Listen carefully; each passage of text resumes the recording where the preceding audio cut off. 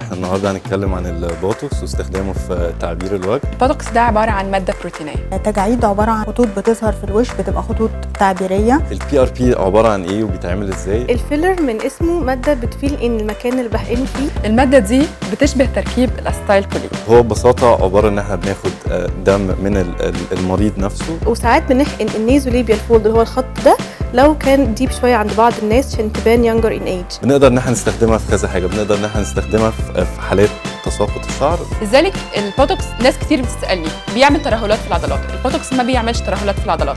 وفي ساعات ببعض الأماكن وأنواع الجديدة ممكن يتعاد حقنه بعد سنة. نقدر نستخدمها برضه في نضاره البشره، على حسب سن العيانة أو على حسب التجاعيد. وبيوصل لاحسن نتيجه ليه بعديها باسبوعين. إذا إحنا ادينا علاج وقائي.